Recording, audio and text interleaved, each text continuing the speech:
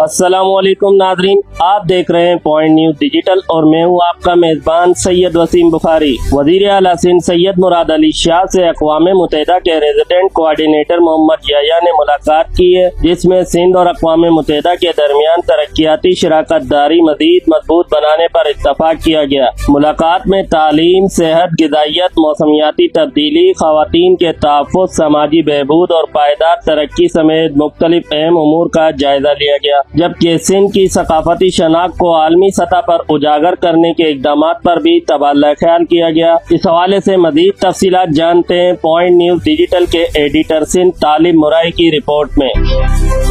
ملاقات میں اقوام متحدہ کے وفد نے سندھ میں صحت، تعلیم اور غذائیت کے منصوبوں پر بریفنگ دی۔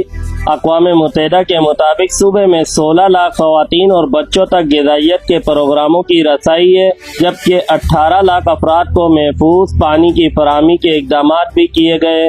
موسمیاتی تبدیلی اور آفات سے نمٹنے کے لیے بھی تعاون بڑھانے پر بات چیت ہوئی۔ وزیر اعلیٰ سندھ نے کہا کہ اقوام متحدہ سندھ کی ترقی اور بحالی کا قابل اعتماد شراکت دار ہے، جبکہ ثقافت کا فروغ، بین الثقافتی ہم آہنگی، تعلیم، صحت اور عوامی فلاح سندھ حکومت کی اہم ترجیحات میں شامل ہے۔ ملاقات میں 24 اکتوبر کو اقوام متحدہ ڈے 2026 کو کلچر ڈے کے طور پر منانے کی تجاویز پر بھی غور کیا گیا۔ وزیر اعلیٰ سندھ نے موسمیاتی تبدیلی کو صوبے کے لیے بڑا چیلنج قرار دیتے ہوئے پانی، صفائی، زراعت اور ماحولیاتی تحفظ کے منصوبوں میں تعاون بڑھانے پر زور دیا۔ اقوام متحدہ کے ریزیڈنٹ کوآرڈینیٹر محمد یحییٰ نے سندھ کی ترقی کے لیے تعاون جاری رکھنے کے عزم کا اظہار کیا۔ قومی اسمبلی نے ڈیفنس فورسز آف پاکستان ترمیمی بل 2026 اور نیشنل کمانڈ اتھارٹی ترمیمی بل 2026 کی منظوری دے دی۔ نیشنل کمانڈ اتھارٹی ترمیمی بل وزیر دفاع خواجہ آصف نے پیش کیا، جسے ایوان نے کثرت رائے سے منظور کیا۔ موجودہ ترمیم کے تحت نیشنل کمانڈ اتھارٹی میں چیف آف ڈیفنس فورسز کو شامل کیا جائے گا۔ موجودہ ترمیم کے مطابق نیشنل کمانڈ اتھارٹی کی تشکیل سے chairman joint chief of staff committee کو ہٹا دیا جائے گا۔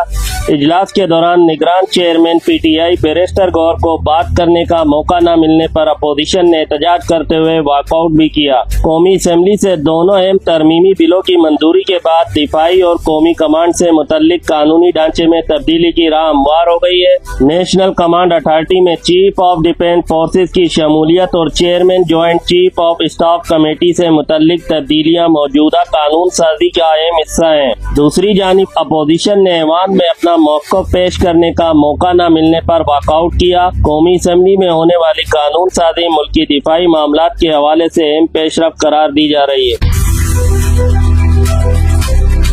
F I A anti money laundering circle Sukkur نے سابق ایس ایس پی سانگڑ سمیت 3 افراد کے خلاف مقدمہ درج کر لیا ہے۔ مقدمے میں سابق S S P Abid Ali Baloch, junior clerk Ghulam Sarwar Jafri اور کانسٹیبل ممتاز علی کو نامزد کیا گیا ہے۔ ایف آئی اے کے مطابق ملزمان پر اسمگلنگ میں مبینہ سہولت کاری، تحفظ فراہم کرنے اور جرائم سے حاصل رقم چھپانے اور استعمال کرنے کے الزامات عائد کیے گئے ہیں۔ ایف آئی اے کے مقدمے کے مطابق سانگڑ میں 1.25 ایکڑ زرعی زمین کے مبینہ خریداری کا انکشاف ہوا ہے، جس کی موجودہ مارکیٹ ویلیو تقریباً 8 کروڑ روپے بتائی گئی ہے۔ مقدمے کے مطابق زمین 8 جنوری 2026 کو سیل ڈیٹ کے ذریعے کانسٹیبل ممتاز علی کے نام رجسٹر کرائی گئی، جبکہ خریداری کے لیے رقم سابق S S P Abid Ali Baloch نے فراہم کی۔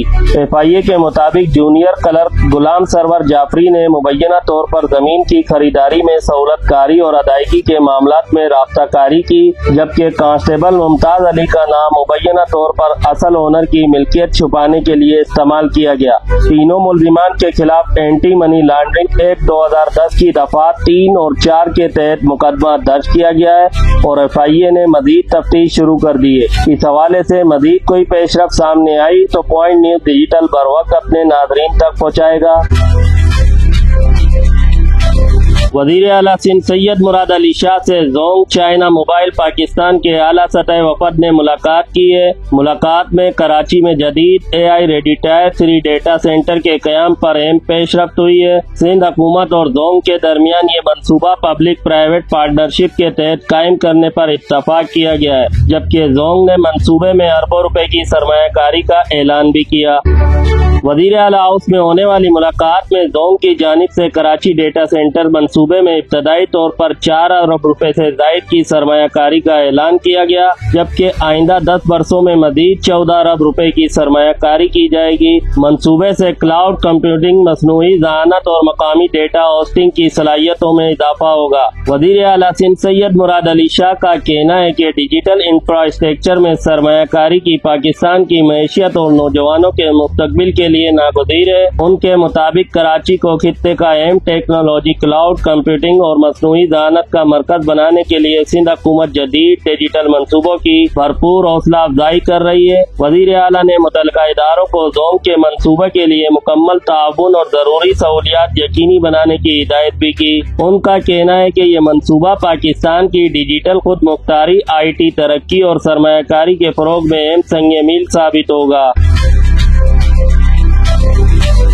कराची सोल्जर बाजार में एक सरकारी स्कूल में दूसरी जमात की 8 साला तालबा के साथ मुबैना ज्यादती की कोशिश का वाक़या सामने आया है। पुलिस के मुताबिक वाक़ये के खिलाफ अहले इलाका ने एहतजाज किया, सड़क ब्लॉक की गई और टायर भी जलाए गए, जबकि पुलिस ने मौके पर पहुंचकर सूरत-ए-हाल को काबू में लिया। इस हवाले से जानते हैं मुकम्मल तफसीलात पॉइंट न्यूज़ डिजिटल के सिटी रिपोर्टर उस्मान हुसैन की रिपोर्ट में।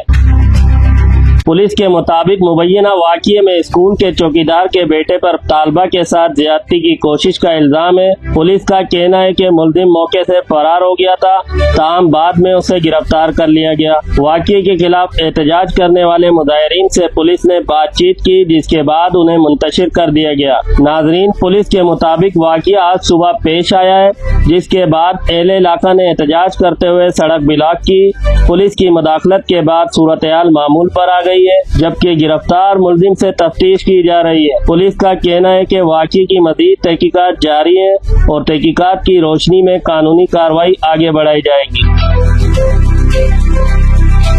कराची में सीवीओ के करीब एक अपार्टमेंट के गैराज में खड़ी कार से 2 अफराद की लाशें मिलने के वाक़ये की CCTV फुटेज सामने आ गई है। पुलिस ज़राए के मुताबिक दोनों अफराद 17 अगस्त की रात मोटरसाइकिल पर अपार्टमेंट पहुंचे थे, जहां उन्हें पैदल गैराज की जानिब जाते हुए देखा गया। CCTV फुटेज में देखा जा सकता है कि दोनों अफराद गैराज के करीब पहुंचे, जहां असदुल्ला ने ताला खोला और दोनों अंदर दाखिल हो गए। पुलिस ज़राए के मुताबिक दोनों अफराद गाड़ी में बैठे और गाड़ी स्टार्ट कर दी। बाद अज़ां गैराज से बदबू आने पर पुलिस को इत्तला दी गई।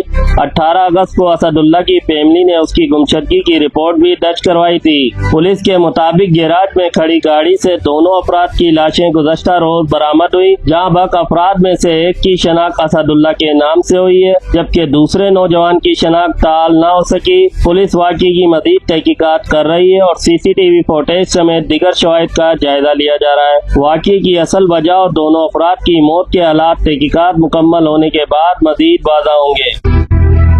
तक के लिए आप देखते रहे पॉइंट न्यूज़ डिजिटल।